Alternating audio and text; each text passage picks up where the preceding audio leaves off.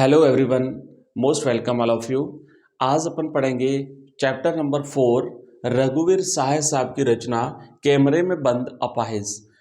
Day 4 के तहत इस कविता के जितने भी जितने भी क्वेश्चंस बनते हैं क्वेश्चन बैंक के अकॉर्डिंग और ब्लूप्रिंट के अकॉर्डिंग, ऑब्जेक्टिव टाइप के और साथ ही साथ इसके बड़े प्रश्न।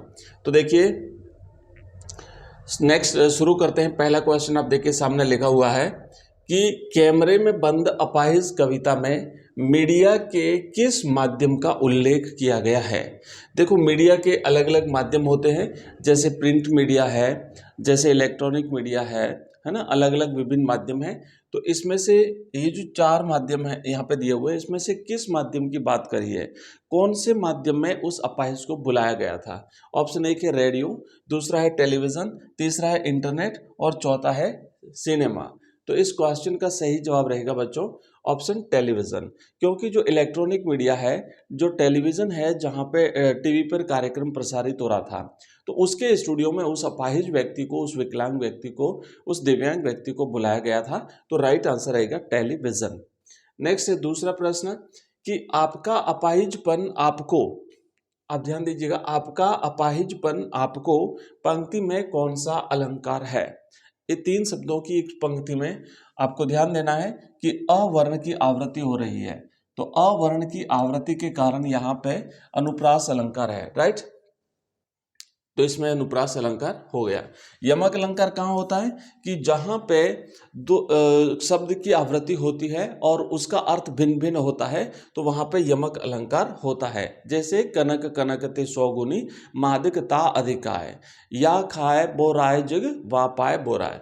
उसके बाद रूपक अलंकार क्या होता है कि जहाँ पे उपमेय में उपमान का अभेद आरोपण किया जाए, उसका रूप मान लिया जाए, वहाँ पे होता है। और श्लेष अलंकार वहाँ होता है जहाँ पे शब्द की आवृत्ति न होते हुए भी उसके अलग अलग अर्थ अगर होते हो, भिन्न भिन्न अर्थ अगर वहाँ पे होते हैं, तो उस वहाँ पे श्लेष अलंकार होता है। जैसे पानी गए न उबरे मोती मानस चुन, तो ये पानी वाला जो उदाहरण है इसमें श्लेष अलंकार है। नेक्स्ट देखिए आगे बढ़ते हैं, तो राइट आंसर रहेगा इसका अनुप्रास अलंकार। अगला क्वेश्चन देखिए तीसरा कि दूरदर्शन, तीसरा प्रश्न है दूरदर्शन के संचालक ने स्वयं को क्या बताया था। कविता की शुरुआती पंक्ति में ही वो क्या कहता है, हम समर्थ शक्तिवान। तो उसने अपने आप को क्या बताया था, समर्थ शक्तिवान, या भगवान परमात्मा या अपाहिज का संरक्षक बताया था। तो उसने अपने आप को समर्थ शक्तिवान बताया था। करेक्ट आंसर है ऑप्शन ए। तो राइट आंसर है ऑप्शन ए है। नेक्स्ट देखिए अगला क्वेश्चन क्या है कि फूली हुई आंख की एक बड़ी तस्वीर, इस पंक्ति में कौन सा बिंब है ना। बिंब जानते हैं, जैसे हिंदी में अपन रोज ही पढ़ते हैं। तो आपको बताना है कि एक फूली हुई आंख की बड़ी तस्वीर। अब कोई आंख फूली हुई है, बड़ी सी तस्वीर है उसकी, तो उसको कैसे अपन, उसका आभास कैसे होगा, हमें देखने से होगा कि सूंघने से होगा कि सुनने से होगा कि स्पर्श करने से होगा। तो देखने से होगा, क्योंकि वो देखेंगे तभी पता चलेगा अच्छा ये बड़ी बड़ी आंख, सूजी हुई आंख। तो राइट आंसर रहेगा यहाँ पे दृश्य बिंब, ऑप्शन इसका स आंसर सही है। नेक्स्ट देखिए अगला क्वेश्चन है पांचवा कि अपाहिजपन का अर्थ क्या है। ऑप्शन एक है मजबूत, दूसरा है शारीरिक रूप से कमजोर, तीसरा है अच्छा व्यक्ति, या फिर सभी। तो अपाहिज का मतलब ही होता है शारीरिक रूप से कमजोर व्यक्ति। तो राइट आंसर है इसका ऑप्शन ब। नेक्स्ट क्वेश्चन देखिए छठा है कि हम अपाहिज व्यक्ति को क्यों रुला देते हैं। हम अपाहिज व्यक्ति को कहना रुलाएंगे और साथ ही साथ दर्शकों को भी, तो क्यों रुलाएंगे। कार्यक्रम को रोचक बनाने के लिए, बोर लगे इसलिए, रोचक नहीं लगे इसलिए, या फिर इनमें से कोई नहीं। तो एक्चुअली वो क्या करना चाहते थे कि अपने उस कार्यक्रम को रोचक बनाना चाहते थे, इसलिए अपाहिज को भी रुलाएंगे और उस अपाहिज के साथ साथ दर्शकों को भी रुलाएंगे। तो राइट आंसर है इसका ऑप्शन अ। अब देखिए नेक्स्ट प्रश्न है, नेक्स्ट क्वेश्चन है कि कैमरे में क्या दिखलाएंगे। हम कैमरे में दिखाएंगे बड़ी बड़ी क्या, बंद आंखें, फूली हुई आंखें, गुस्से में लाल आंखें, या उपर्युक्त सभी। तो वहां पे कैमरे में दिखाएंगे बड़ी बड़ी फूली हुई आंख की एक बड़ी तस्वीर। ऑप्शन ब इसका राइट आंसर है। अगला क्वेश्चन देखिए आठवां है कि कसमसाहट का अर्थ क्या है। ऑप्शन कहा ना, उसके होठों की कसमसाहट, तो उसके होठों पर जो कसमसाहट मतलब क्या, खुशी, बेचैनी, गुस्सा या दुख। तो यहाँ पे राइट आंसर रहेगा बेचैनी, मतलब कि कुछ भी वो असमंजस में है, कसमसाहट में है, बेचैनी उस साफ झलक रही है। तो राइट आंसर है ब। नेक्स्ट क्वेश्चन है कि पर्दे पर किसकी कीमत होती है, कहा ना पर्दे पर कीमत होती है, वक्त की कीमत है। तो पर्दे पर जो है वो वक्त की कीमत है, समय की कीमत है, क्योंकि विशेष करके इलेक्ट्रॉनिक मीडिया, चाहे कोई भी मीडिया हो, विशेष करके जो इलेक्ट्रॉनिक, रेडियो, इंटरनेट, यहाँ पे निर्धारित समय के लिए जो कार्यक्रम प्रसारित होते हैं तो उनका फिक्स शेड्यूल होता है, इसीलिए वक्त की कीमत यहाँ पे बताया गया है।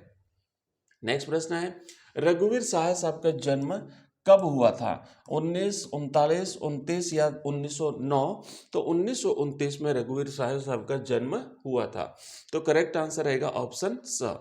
नेक्स्ट क्वेश्चन देखिए, अगला है 11वां कि कैमरे में बंद अपाहिज कविता के कवि कौन हैं। तो भाई रघुवीर साहब साहब है कैमरे में बंद अपाहिज कविता के कवि।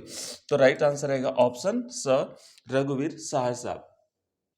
नेक्स्ट देखिए, अगला क्वेश्चन है, अगला क्वेश्चन है, हाँ अगला है 12वां प्रश्न कि कैमरे में बंद अपाहिज कविता में किस पर व्यंग्य किया गया है। इस कविता के माध्यम से मतलब आखिर इसका मुख्य संदेश क्या है कि व्यंग्य किया गया है, किस पर व्यंग्य किया गया है, अपाहिज पर, पत्रकार पर, इलेक्ट्रॉनिक मीडिया पर या समाज पर। तो इलेक्ट्रॉनिक मीडिया पर व्यंग्य किया गया है। और सूरत में भी प्रश्न आया था कि आखिर इसमें किस मीडिया की बात हुई है, तो वो इलेक्ट्रॉनिक मीडिया है या फिर उसे अपन टेलीविजन मीडिया भी कहेंगे या टेलीविजन भी कहेंगे उसे। नेक्स्ट देखिए, अगला क्वेश्चन है, राइट आंसर है सा। नेक्स्ट है कि कैमरा दिखाओ इसे बड़ा बड़ा, पंक्ति में अलंकार है। तो बड़ा बड़ा शब्द रिपीट हो रहा है, इसीलिए बड़ा बड़ा में यहाँ पे पुनरुक्ति प्रकाश अलंकार है, ठीक है। और कैमरा दिखाओ इसे बड़ा बड़ा, और कोई अलंकार नहीं है, तो पुनरुक्ति प्रकाश अलंकार इसमें हो गया। नेक्स्ट है 14वां प्रश्न कि कैमरे में बंद अपाहिज कविता की मूल संवेदना लिखिए, मूल भाव लिखिए, मूल इसका जो है वो उद्देश्य क्या है। तो इस कविता में कवि ने करुणा और सहानुभूति जगाने के उद्देश्य से प्रसारित मीडिया के कार्यक्रमों में निहित क्रूरता और शोषण को व्यक्त किया है। एक्चुअली भाव क्या है इसका कि बहाना कुछ और है और उद्देश्य कुछ और है। तो कवि ने उस करुणा और सहानुभूति के द्वारा उनकी जो लालसा है मीडिया की, इलेक्ट्रॉनिक मीडिया की, उनकी जो क्रूरता है और साथ ही साथ वो शोषण से युक्त उनकी जो मानसिकता है उसको उजागर किया है। मीडिया माध्यम की ऐसी व्यावसायिकता और संवेदनहीनता पर आक्षेप किया गया है। नेक्स्ट देखिए 15वां प्रश्न है कि हम समर्थ शक्तिवान हम एक दुर्बल को लाएंगे एक बंद कमरे में। कैमरे में बंद अपाहिज कविता की प्रस्तुत पंक्ति में कवि का कौन सा भाव व्यंजित हुआ है। मतलब यहाँ पे देखो कहते हैं कि हम समर्थ शक्तिवान, अपने आप को ताकतवर, अपने आप को समर्थ, अपने आप को शक्तिवान मानते हैं और एक दुर्बल को बंद कमरे में कैमरे के सामने लाने की बात करते हैं। इसके माध्यम से कवि क्या कहना चाहता है। तो प्रस्तुत कविता की उक्त पंक्तियों में कवि की संवेदना, करुणा और सहानुभूति दुर्बल अपाहिज के प्रति व्यक्त हुई है। कवि उस व्यक्ति के प्रति सहानुभूति रखता है, उस अपाहिज व्यक्ति के प्रति।